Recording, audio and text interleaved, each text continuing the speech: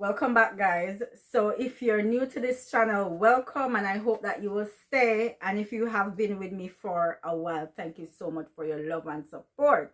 I truly appreciate it.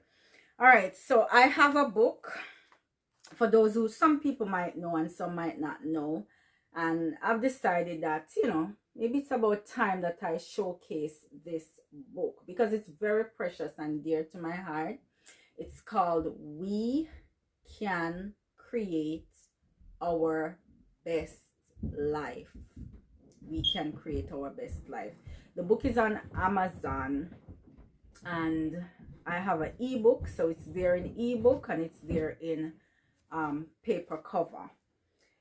So yesterday I actually went to a seminar where I spoke, and I spoke about some things in this book because I realized for us to be effective people, not only effective people but effective Christians, and have a God-filled life, it's imperative, it's a must that we worship God in spirit and in truth.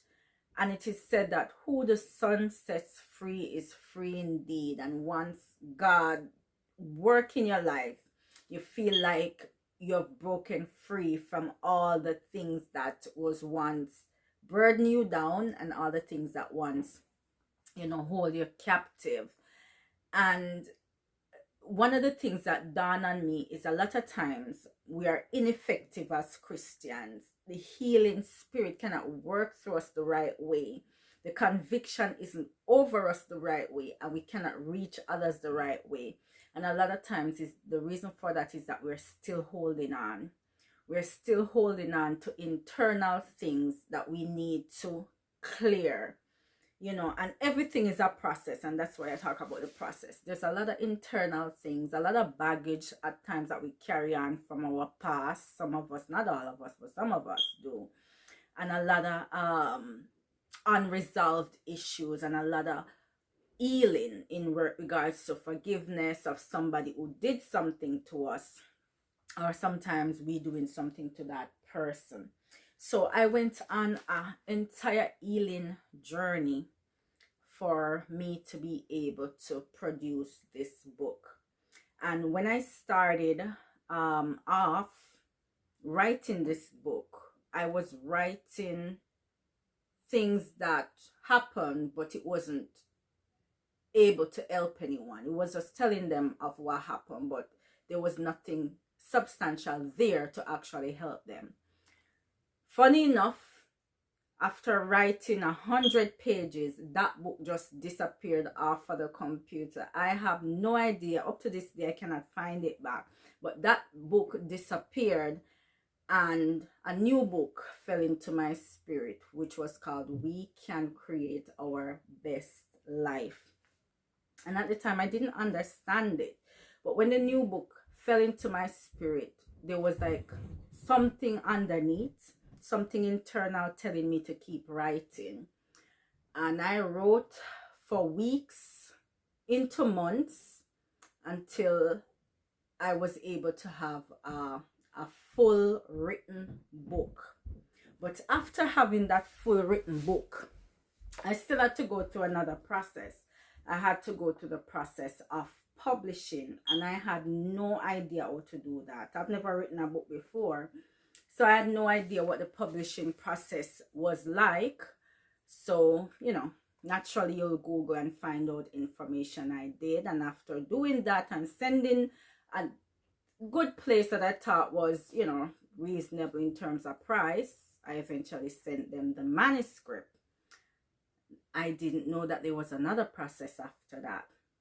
So after sending them the manuscript, I realized that the money that I initially thought would cover everything, it was just layers and layers and layers of more money, layers and layers and layers of more objection and obstacles. And every single obstacle that came my way, something kept on saying, go through the process, do what is necessary. And sometimes I curse, I quarrel, I roll, I say, I'm not gonna do this. I am not. Something keep on whispering, say, keep pressing on, keep going. I did, and this is the result. After pushing on and pressing on and going through the process, this is the result. No, I want to share that many times we're going on the journey of life, and there's something that we really need to do, something that we really believe in or need to acquire, and a lot of times we give up. We give up while going through the process because it seems too much, too overbearing, too challenging.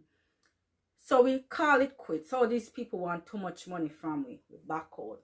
Oh, this business that I'm starting, it is too much time and energy. We back out. And we keep backing out. And eventually we turn into quitters.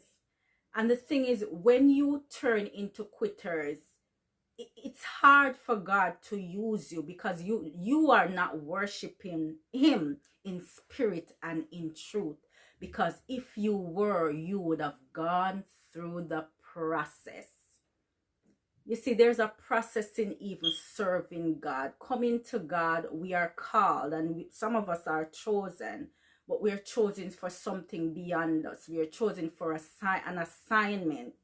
You see, some of us will hear the story of David, that David slay Goliath. I grew up always hearing this story. David slay Goliath. David slay Goliath. But I never understood that there was a process, because many times we do not talk about the process of anything. We show the end results and we ignore the process. So I want to emphasize on the process. In order for David to kill Goliath, David had to first kill a lion. You see where I'm going with this? He had to first slay a lion, and then he had to secondly slay even a bigger animal, a bear, for him to slay Goliath. He had to go through a process. So sometimes we're on life journey and we're going through a process, and we quit before the end result because it seems too overwhelming. We know deep down inside it is something that we really want to do, because if it's something that you really want to do, God is going to place it on the inside of you. You're going to have to find a way to work hard to bring it forward, you know, and sometimes you're going to have to consult him in order for him to bring that forward to you. So I'm going to touch back on David for a little bit. After David slay Goliath, the process wasn't over. He had another challenge.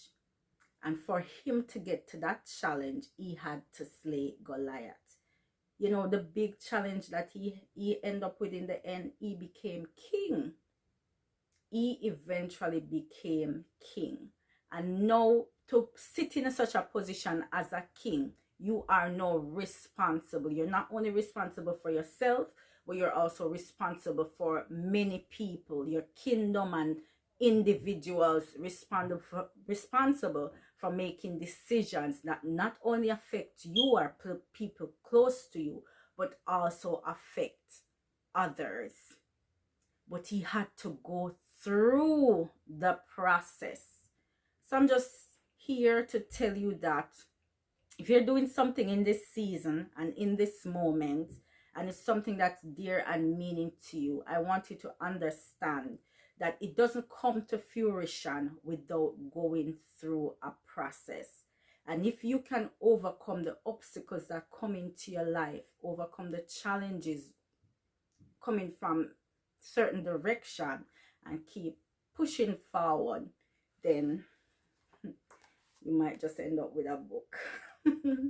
Or you just might end up in that position that you desired, whatever the situation is.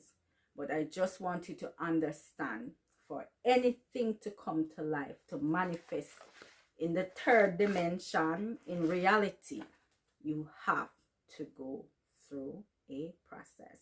So I'm gonna leave it there, guys. I hope somebody learned something. You know me, I'm all about empowerment of the mind. I speak about the mind, the body, and spirit, because I believe that all three need to come to in oneness for us to have alignment.